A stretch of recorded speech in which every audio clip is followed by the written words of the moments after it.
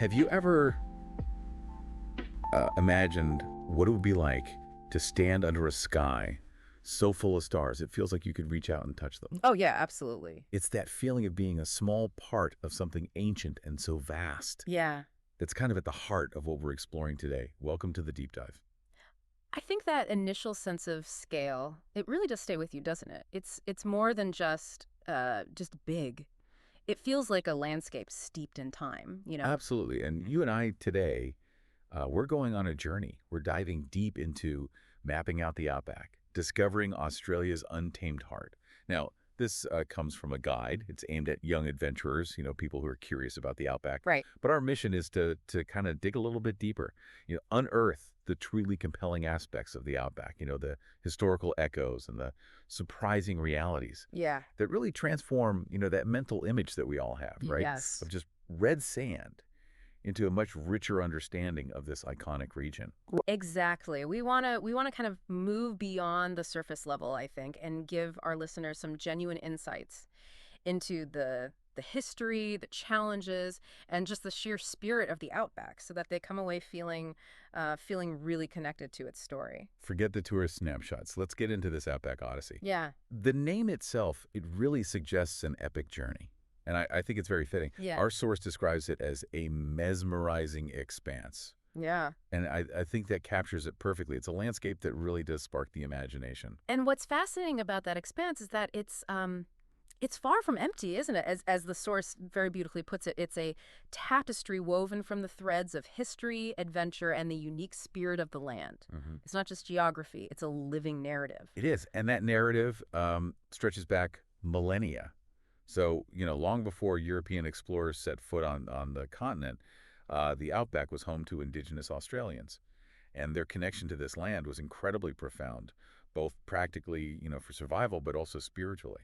Yeah, absolutely. I think it wasn't just about where they lived, it was integral to their very being, to their identity. He really And the was. source really emphasizes their deep spiritual and practical connection. And I think that's really key to understanding the Outback's significance, their intricate knowledge of the environment, honed over tens of thousands of years, allowed them to not just survive, but actually thrive in such a challenging, such a demanding landscape. Yeah. And you bring up a great point because it's more than just about surviving, it's about thriving. Yeah, And I think that brings us to, the Dreamtime stories. These weren't just bedtime tales. These were a way of encoding essential knowledge that's right. about the land, about the animals, the interconnectedness of everything. Right. You can almost think of them as a living library passed down, through countless generations that really explains the very fabric of existence. Absolutely. I love that. A living library. Yeah, that really captures it. Yeah. So you've got this landscape that's imbued with this really deep spiritual significance, going back thousands of years. But then, think about the shift that occurred with the arrival of European explorers in the 19th century. Suddenly, the Outback was viewed through a very different lens, wasn't it? It was this mystery and challenge, a frontier to be conquered. Right, right. It became about, charting the unknown, really pushing the limits of exploration. And you can't really talk about that era without mentioning the Burke and Wills expedition. Yes. Their story driven by the allure of exploration and mapping unknown territories is almost a legend now, even though it ended in tragedy. Yeah. What strikes you most about their ill-fated journey? Well, I think, for me, what stands out is this sheer ambition coupled with, I think, quite a fundamental misunderstanding of the environment. They were incredibly determined, but their approach just wasn't suited to the realities of the Outback. And, as the source points out, even in their failure, I think they contributed to the mystique of the landscape. It reinforced this idea of the Outback as this formidable, almost untamable place. Right. It's almost like their failure amplifies the reputation of the Outback. Yeah. Yeah, that's right. It was not something to be taken lightly. No, it wasn't. Now, if we fast forward a little bit, we see some pivotal moments that really changed how we interacted with the Outback. Yeah. The 1860s with Burke and Wills certainly mark this, early European attempt to kind of grapple with the outback. Hmm. But then we have this huge leap to the 1950s and the construction of the Great Central Road. Yeah. That must have been a massive undertaking. Oh, it was transformative. It literally opened up new routes across the desert, connecting communities that had been incredibly isolated for so long. Yeah. It's a really powerful example, I think, of infrastructure, bridging those vast distances and making the outback more accessible. Much more accessible. And then more recently, in 1981, the declaration of Ulu-Katajuda National Park as a UNESCO World Heritage Site. That feels like a real turning point Hmm. in recognizing the outback's value, Yeah. Not just its practical value, but also its cultural and spiritual value as well. Absolutely. It underscored the fact that, the outback isn't just about this rugged, untamed beauty. Hmm. It holds profound cultural and natural significance that, the world recognizes. Yeah. Uluru, of course, is such an iconic symbol of Australia, and this designation really cemented its place on the global stage. Now let's shift gears a little bit and let's focus on some of the individuals Yeah. who've really become intertwined with the story of the Outback. Okay. And I think John McDill Sturt is a great example. Completely. The source rightly calls him a successful explorer. What set him apart from, some of the other explorers of the time? Well, unlike Burke and Wills, Stewart was a much more experienced bushman, Okay. and he actually successfully traversed the continent from south to north and back again. Wow.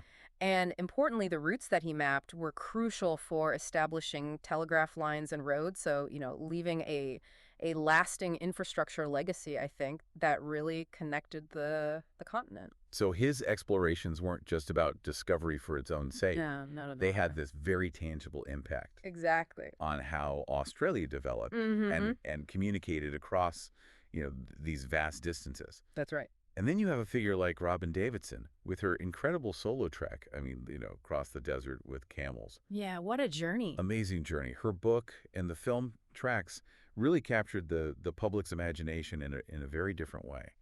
What do you think it was about her journey that resonated so strongly with people? I think her story offered a different kind of exploration, a much more kind of deeply personal one. It wasn't about conquering the land in the traditional sense, but about finding this connection with it on her own terms. Yeah. The source mentions that it was inspiring many to seek solitude and adventure in the outback. And I think it really tapped into a desire for a more introspective experience within this grand landscape. It's interesting because what does her journey tell us about our relationship with the Outback in more recent times? Post, European exploration. Yeah. What does it tell us? Well, I think it highlights a shift from this idea of conquering or mapping to one of seeking personal challenge and connection. It's less about imposing ourselves on the landscape and more about immersing ourselves in it. Yeah. And speaking of, the unique character of the Outback, some of these facts from the source are just astonishing. Well, they are, aren't they? The dingo fence, for example, over 5,600 kilometers long. I mean, that's almost the distance across the entire U.S. It's an incredible feat of engineering, isn't it? I mean, the comparison to the Great Wall of China, I think, really, really helps you to kind of grasp its scale and its purpose to protect livestock in the more fertile southeast from dingoes speaks to the ongoing challenges, I think, of managing such a vast and diverse ecosystem. What does something like the dingo fence, such a massive undertaking, tell us about the relationship between humans and the environment in the Outback? Well, it underscores the constant need for adaptation and sometimes large-scale intervention to manage the delicate balance, between human activity and the natural world. Yeah. And then there's the sheer size of the Great Victoria Desert. I mean, it's the world's third largest desert. It covers over 348,000 square kilometers. Yeah. I mean, it's hard to even visualize that kind of scale. It is, and it really emphasizes, I think, the immensity of the outback and the diverse range of environments that it encompasses, Yeah. from sandy deserts to rocky ranges, each with its own unique characteristics and challenges. And finally, we can't end this section without talking about the Royal Flying Doctor Service, Oh, absolutely. established way back in 1928. That's just an amazing example of innovation born out of necessity, I think. Yeah. It truly is a lifeline for remote communities, providing essential medical care across such huge distances. It's been absolutely vital in making remote living more viable and safer. Yeah. It's a real testament, I think, to human ingenuity and finding solutions to the unique challenges posed by the outback's geography and isolation. It is. So, when we look at the Outback, we see this incredible timeline unfolding. Yeah. We start with, the deep connection of the indigenous Australians. Then we have this era of European exploration and it's often, difficult encounters, Yes. followed by the development of infrastructure, right, to connect these vast spaces.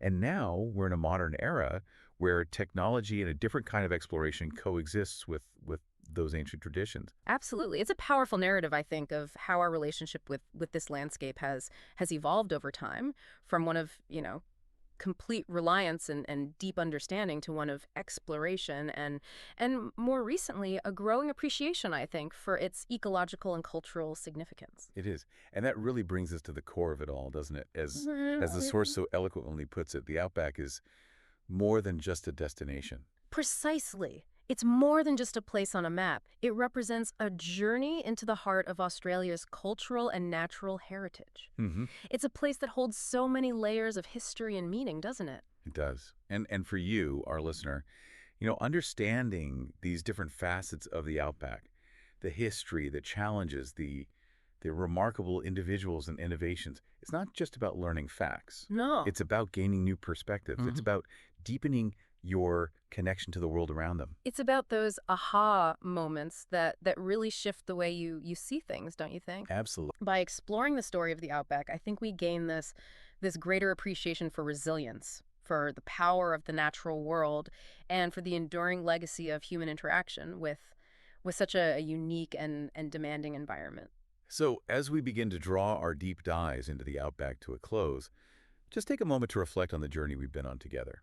We've touched on ancient cultures, daring expeditions, groundbreaking innovations, and some truly remarkable facts that highlight the unique character of this region. Absolutely. And whether you're planning a future adventure to the Outback or simply contemplating its vastness from afar, remember, as our source reminds us, that each mile traveled is a step into history, culture, and unparalleled beauty. And as you go about your day, think about this. The Outback, in its immense scale and its inherent challenges, it offers us not just a place of adventure, Hmm. but a profound connection to ancient narratives and the incredible resilience of life in a truly demanding environment. Something to keep in mind, isn't it? It certainly is. And, the stories the land holds, they continue to unfold. They do. Yeah. Well, thank you for joining us on this episode of The Deep Dive. We'll see you next time. See you next time.